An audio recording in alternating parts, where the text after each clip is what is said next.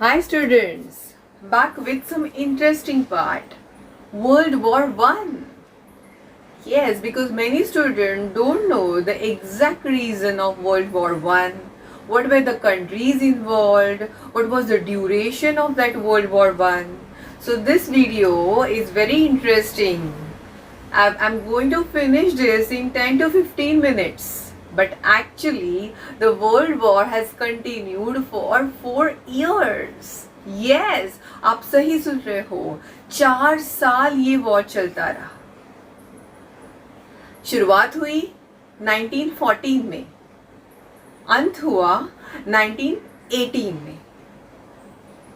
अभी बात करते हैं कौन से 2 ग्रुप्स थे इस वर्ल्ड वॉर में. एक ग्रुप है जिसका नाम था अलाइड पावर्स और अलाइड ग्रुप. दूसरा ग्रुप है, उसका नाम था सेंट्रल पावर्स और central group. In allied group there were 4 countries involved: France, Britain, Russia and Japan. और इस ग्रुप में भी 4 कंट्रीज थी: Austria, Hungary, Germany and Turkey. तो कुल मिला के देखा जाए तो दोनों की बाजी सेम थी. एक बात याद रखना, इस दोनों ग्रुप में अभी यूएसए शामिल नहीं है. तो यूएसए जो था, यूएसए ने डिसाइड किया कि हम दोनों ग्रुप को आर्म्स एम्युनिशन सप्लाई करेंगे. तो इस ग्रुप को भी और इस ग्रुप को भी आर्म्स एम्युनिशन सप्लाई करता था यूएसए. तो USA was not a part of first world war till few years. But afterwards, one incident happened because of which USA jumped into the war. सबसे पहला रीजन था, जो war start होने का reason माना जाता है.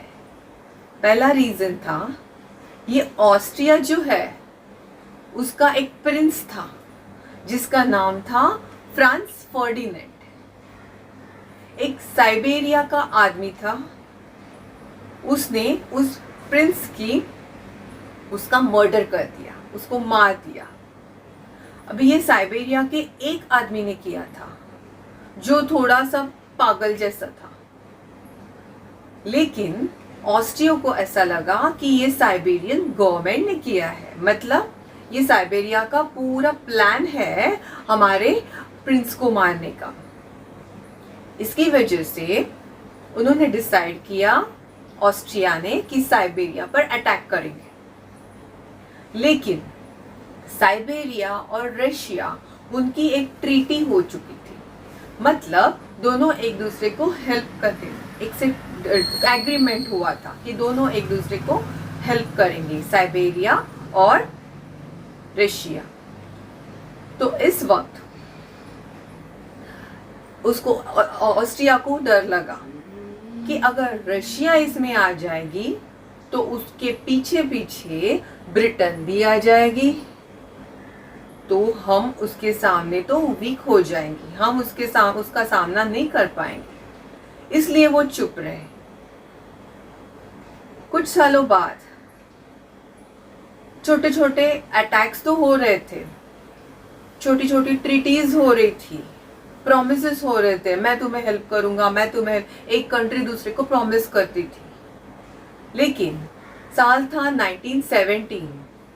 तब जर्मनी जो थी, जर्मनी ने एक सबमरीन थी जिसका नाम था लुसिटानिया. ये सबमरीन पानी में डुबो दी, एनिमी की सबमरीन पानी में डुबो दी. जर्मनी को लगा था ये यूएसए की सबमरीन, ये ब्रिटेन की सबमरीन है. लेकिन उस सबमरीन में बहुत सारे यूएसए के लोग बैठे थे, अमेरिका के लोग बैठे थे. सब के सब डूब गए, सब के सब मारे गए. जब यूएसए को पता चला कि जर्मनी ने ऐसे ऐसे किया है, तो यूएसए अभी वॉर में आ उतरी. मतलब USA jumped into the war but in 1917, बहुत लेट उतरी है। देखो वॉर स्टार्ट हुआ है तब 1914 को, और यूएसए कब उतरी है 1917 को, 3 साल बाद। और यूएसए ने जर्मनी ऑस्ट्रिया को जो सप्लाई था आर्म्स एम्युनिशंस का, सप्लाई करना बंद कर दिया। तो ये 2 रीजंस है वर्ल्ड वॉर स्टार्ट होने के। इसके अलावा बहुत सारे रीजंस है, लेकिन ये प्रोमिनेंट रीजन माने जाते हैं। ये अभी इसके आगे क्या हुआ, वॉर चल रहा था लेकिन हमारी अभी ये जो पावर है एलाइड पावर वो स्ट्रांग होती जा रही थी, क्योंकि इसमें 5 कंट्री शामिल थी। लेकिन उसी वक्त रशिया में रशियन रिवॉल्यूशन हुआ, and because of that revolution Russia ने इस वर्ल्ड वॉर से पीछा मतलब बैकआउट किया। Russia did not want to continue the war, क्योंकि रशिया एक सोशलिस्ट कंट्री मानी जाती है जो सोसाइटी का ज्यादा सोचती है। क्योंकि इस वॉर में ऑलमोस्ट 3 साल, वॉर जो 4 साल चल रहा था उसमें बहुत सारे लोग मारे गए थे जो रशिया को पसंद नहीं था, इसलिए रशिया ने बैकआउट कर लिया। बैकआउट का मतलब इस वॉर से वो बाहर निकल पड़े। अभी यहाँ पे फिर भी 4 कंट्रीज है, क्योंकि अभी यूएसए की एंट्री हो चुकी थी, राइट। अभी यूएसए ने एक ट्रिक की। यूएसए ने पर डे, हर दिन 10,000 सोल्जर्स ब्रिटेन भेजना शुरू किए हेल्प के लिए, और ब्रिटेन ये ही सोल्जर्स जर्मनी पर अटैक के लिए यूज करता था। Just imagine 10,000 soldiers per day. So it was unbearable for Germany to handle this. क्योंकि हर दिन 10,000 सोल्जर्स को फेस करना जर्मनी को आसान नहीं था। ऑलरेडी 4 साल हो चुके थे और जर्मनी दिन ब दिन वीक होती जा रही थी। इसका और एक रीजन है, जर्मनी में फ्लू का जैसे पैंडेमिक जैसे चल रहा था, बहुत जन फ्लू से बीमार पड़ गए थे, सोल्जर्स भी बीमार पड़ गए थे, जिसकी वजह से फाइनली जर्मनी ने हार मान ली। और साल था 1918। The world war ended with the treaty of Versailles. Treaty of Versailles की बात करें तो ये जर्मनी के लिए बहुत इंसल्टिंग ट्रीटी मानी जाती है, क्योंकि इस ट्रीटी से जर्मनी पर बहुत सारे रिस्ट्रिक्शंस आए, जर्मनी पर बहुत सारी पेनल्टी लगाई थी। इतनी बड़ी पेनल्टी थी कि अभी ये पेनल्टी जर्मनी ने लास्ट इंस्टॉलमेंट अभी 2010 में पे किया है।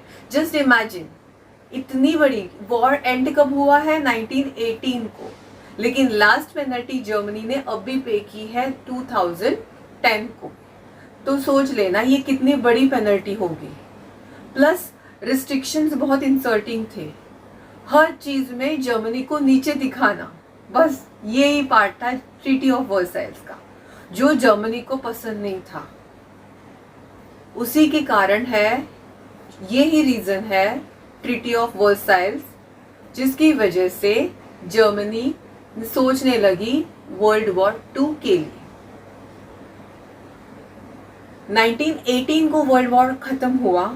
उसके बाद लीग ऑफ नेशंस नाम की एक बड़ी सी इंस्टीट्यूशन, और you can say big group was formed, जिसमें बहुत सारी ऑलमोस्ट वर्ल्ड की बहुत सारी कंट्रीज इन्वॉल्व थी। लेकिन जर्मनी को इस लीग ऑफ नेशन में कुछ पोजीशन ही नहीं मिली। They were a part of it but they were not given importance। इसकी वजह से जर्मनी ने डिसाइड किया शुरुआत करेंगे वर्ल्ड वॉर 2 की। भी वर्ल्ड वॉर 2 का वीडियो मैं कुछ दिनों बाद डालूंगी। I hope world war 1 is crystal clear to you. Yes, very good. Like, subscribe, share and Maska. See you. Good day.